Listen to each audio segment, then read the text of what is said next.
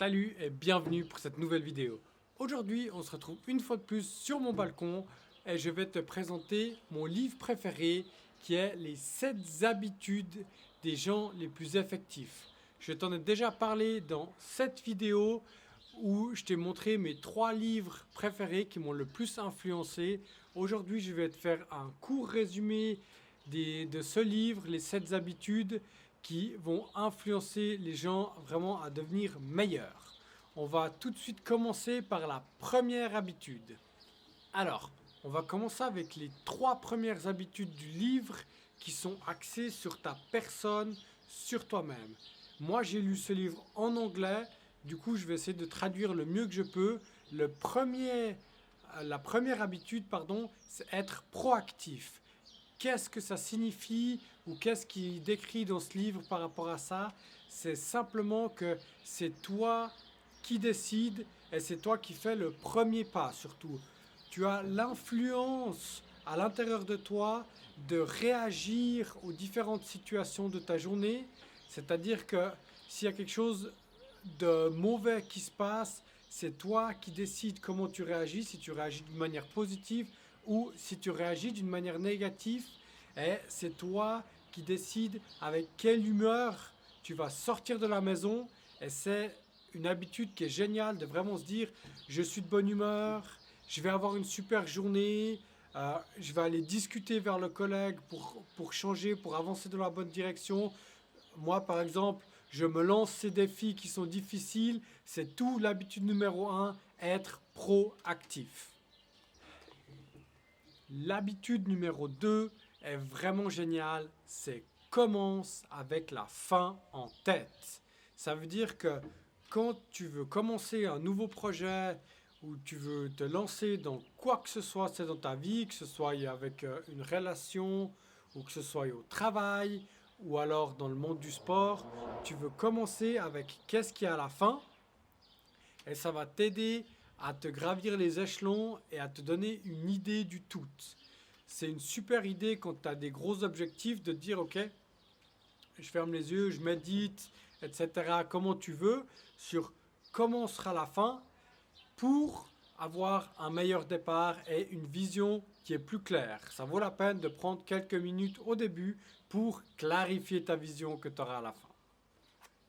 La troisième habitude, c'est quelque chose de vraiment, vraiment génial et on devrait tous se donner plus de peine à faire ça. C'est mets les premières choses en premier. C'est un drôle de nom, je te l'avoue, mais ça a plein de sens. Ça veut dire quand tu es au cours de ta journée, fais une liste d'importance, une liste de vraie importance. Qu'est-ce que tu dois faire et pas qu'est-ce qui est le plus stressant. Si je dois vite aller travailler, vite faire ci, vite faire ça, et ma journée, elle est entièrement remplie de vide.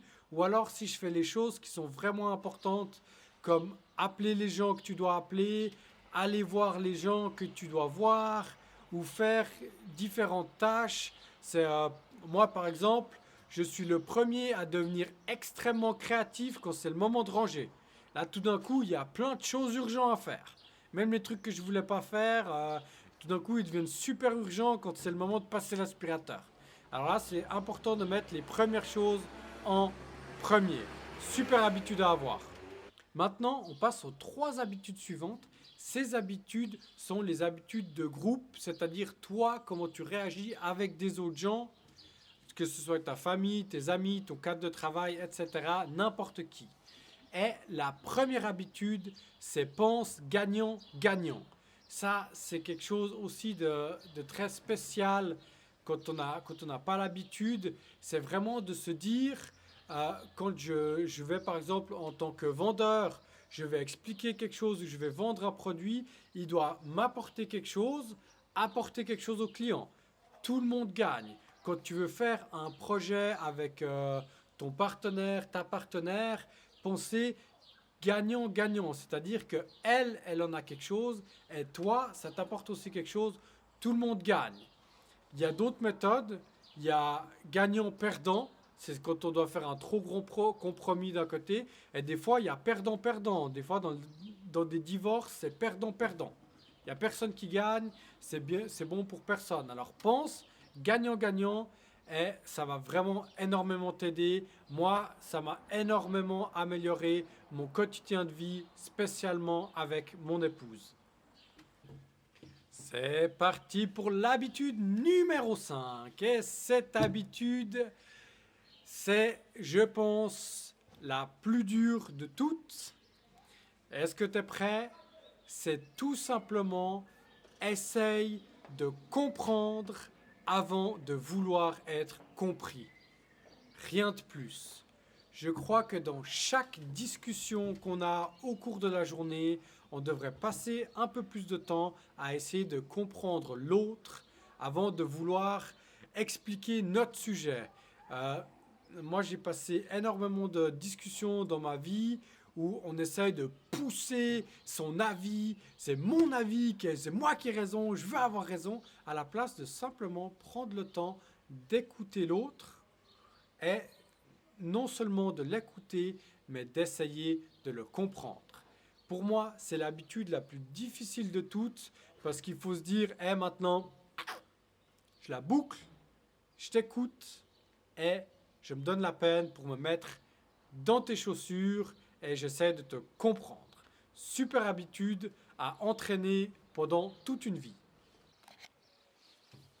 On est arrivé dans l'habitude numéro 6 qui est la synergie. La synergie, dans ce livre, c'est décrit comme deux éléments qui arrivent ensemble et qu'on s'aide à s'améliorer. On est de nouveau dans du win-win. On est vraiment dans un phénomène où deux personnes, deux entités se mettent ensemble et s'améliorent. C'est un concept qui est assez génial, de nouveau dans le couple ou dans le travail, de se dire que quand on est en partenariat avec quelqu'un, à la place d'avoir la vis qui descend vers le bas, tu as la vis qui te monte vers le haut et ensemble, tu t'aides à atteindre tes objectifs communs.